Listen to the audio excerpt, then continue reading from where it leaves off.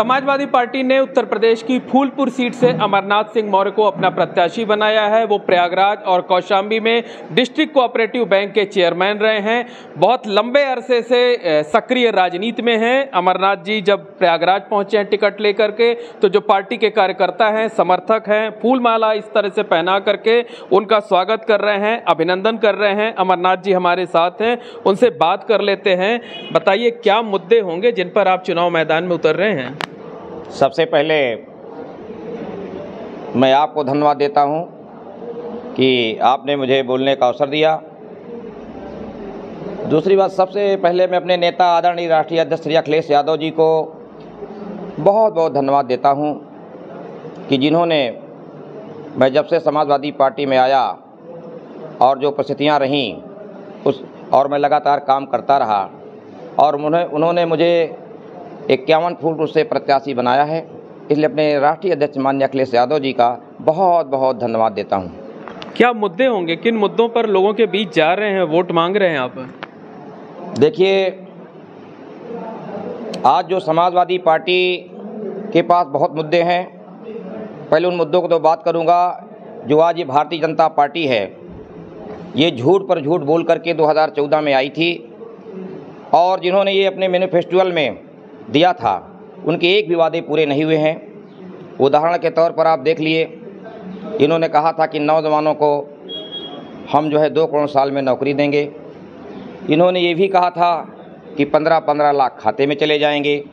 इन्होंने ये भी कहा था कि प्रथम बैठक, वादा किया था किसान भाइयों के सामने जाके प्रधानमंत्री जी ने कि प्रथम बैठक जाते ही हम किसानों का पूरा कर्जा माफ़ कर देंगे। इसलिए 2014 में वादा किए थे, भारतीय जनता पार्टी एक भी वादा को नहीं पूरा की है। लेकिन आप लोग जो वादा करते हैं, जैसे 2022 के विधानसभा चुनाव में भी बड़े बड़े आपने अपने घोषणा पत्र में बातें रखी, उस पर लोग गारंटी क्यों नहीं, उसकी लोग गारंटी क्यों नहीं ले पाते, क्यों उस पर भरोसा नहीं कर पाते?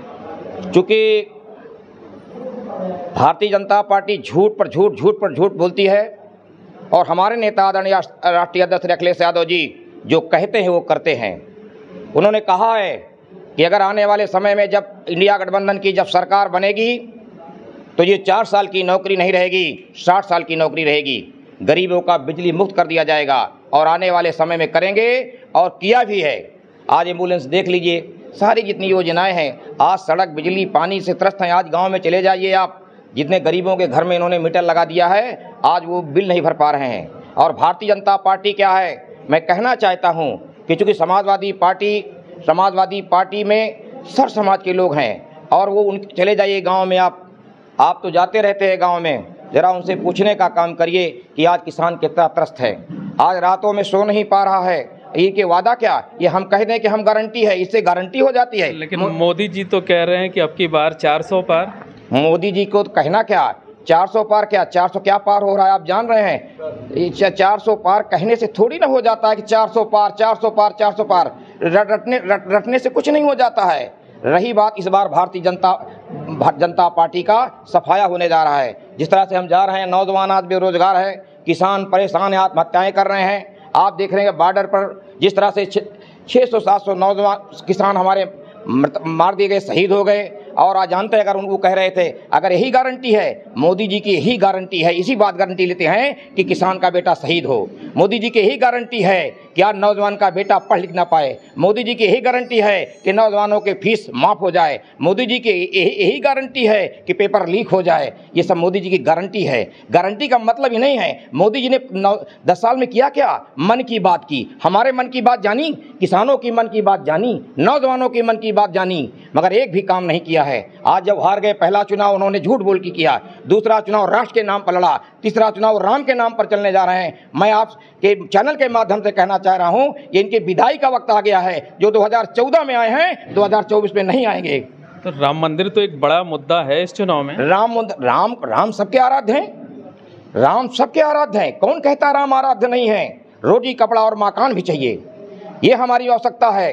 राम की हम सब करते हैं, हमारे लिए हिंदू, मुस्लिम, सिख, ईसाई हम सब हैं यो भाई भाई का नारा दे करके समाजवादी पार्टी के नेता आदरणीय अखिलेश यादव जी आज जिस तरह से देख रहे हैं, आज चयनित चुनित व्यक्ति आज जेल के अंदर जा रहा है, जो जा रहा है, जो भी व्यक्ति भारतीय जनता पार्टी में आ जाता है वो वॉशिंग मशीन की तरह साफ हो जाता है। और जो दूसरे जो आज विपक्ष को जिस तरह खत्म करने की साजिश की जा रही है, ये लोकतंत्र बचाने का चुनाव है। आज केवल फूलपुर के नौजवानों ने, किसानों ने, मजदूरों ने, शिक्षक वर्ग जिस तरह से आज परेशान है, जिस तरह से शिक्षा मित्र परेशान है, आज मन बना लिया है आने वाले जो है 25 तारीख को भारतीय जनता पार्टी कैंडिडेट की जमानत जब्त होने जा रही है। भाजपा को कितनी बड़ी चुनौती मानते हैं? अरे कोई चुनौती नहीं है, जिसके साथ नौजवान हो, किसान हो, पीडीए हो, आदरणीय अखिलेश यादव के साथ सब जुटे हों, कोई चुनौती नहीं है। ये तो साफ दिखाई दे रहा है कि भारतीय जनता पार्टी अपने अंतर कलह से लड़ रही है, ये चुनाव नहीं लड़ रही है, वो अपने अंतर कलह से जूझ रही है। यहाँ कोई चुनाव है ही नहीं है 51 फूलपुर में। अच्छा, जो फूलपुर की सीट है बड़ी ऐतिहासिक सीट है, इसने देश को प्रधानमंत्री दिए हैं। पंडित जवाहरलाल नेहरू यहाँ से 3 बार प्रधानमंत्री रहे, जनेश्वर जी रहे, विश्वनाथ प्रताप सिंह रहे,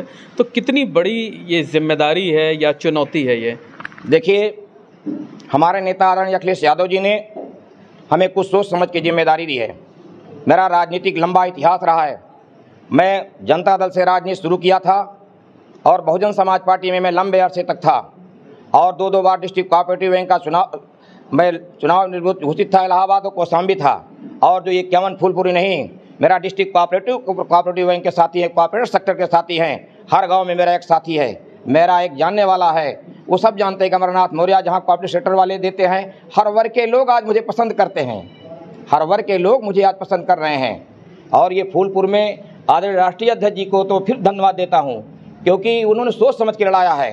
उन्होंने देखा, मेरे संघर्षों को देखा, जिस तरह से मेरा इस बार टिकट कटा था, मैंने धैर्य पूर्वक रखा राजनीति में। और अपने नेता आदरणीय अखिलेश यादव जी ने मुझे आश्वासन दिया था कि आने वाले बदलाव होगा इस बार फूलपुर में। अरे बदलाव तो निश्चित ही है, आप देख नहीं रहे बदलाव नहीं। जब नौजवान बेरोजगार है, रोजगार मिल नहीं रहा, पेपर लीक हो रहा है, इलाहाबाद विश्वविद्यालय में फीस बढ़ाया जा रहा है, दूध दही पर जीएसटी लगाई जा रही है, तो बताओ ये भारतीय जनता पार्टी क्या कह रही है? आप अपने आप लिख दो कि इतने की गारंटी है, इनकी एक भी गारंटी नहीं है। इस बार देश में इंडिया गठबंधन की सरकार बनने जा रही है और फूलपुर की जनता, मुझ जैसे कार्यकर्ता को इस बार टिकट मिला है और भारतीय जनता पार्टी को हरा करके समाजवादी पार्टी का परचम लहराने का काम करेगी। लेकिन जो फूलपुर है वो डिप्टी सीएम केशव प्रसाद मौर्य का गृह नगर है, वो इसी क्षेत्र में रहते हैं, तो उसका तो असर पड़ेगा।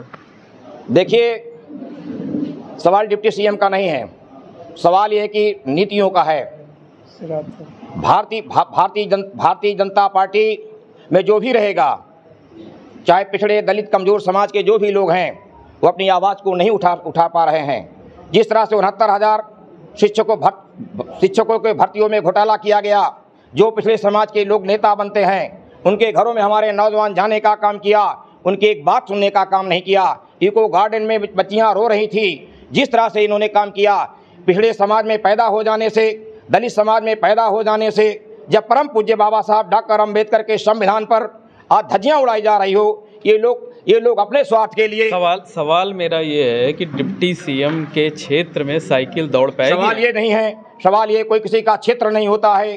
जिसको संविधान में प्रदत्त बाबा साहब अम्बेडकर के अदत्त चुनाव लड़ने का अवसर होता है, उसका क्षेत्र बन जाता है। उसके पहले मेरा क्षेत्र था, इसी विधानसभा से वो जमानत नहीं बचा पाए थे जिनका आप नाम ले रहे हैं। मैं एक बार 24,000 वोट पा करके, उस समय जिस पार्टी में था वो पार्टी कमजोर थी, उसके बाद भी मैं 17 राउंड चुनाव जीता था। एक कार्यकर्ता साथी जो पुराने मुझे जानते हैं, तो कोई किसी का क्षेत्र नहीं होता है, जिसको पार्टी अवसर देती है। आज आदरणीय अखिलेश यादव जी ने मुझे अवसर दिया है, ये मेरा क्षेत्र बनेगा और समाजवादी पार्टी का क्षेत्र बनेगा।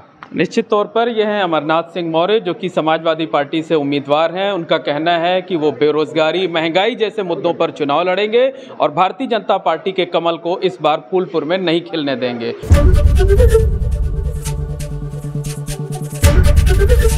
एबीपी गंगा, खबर आपकी, जुबान आपकी।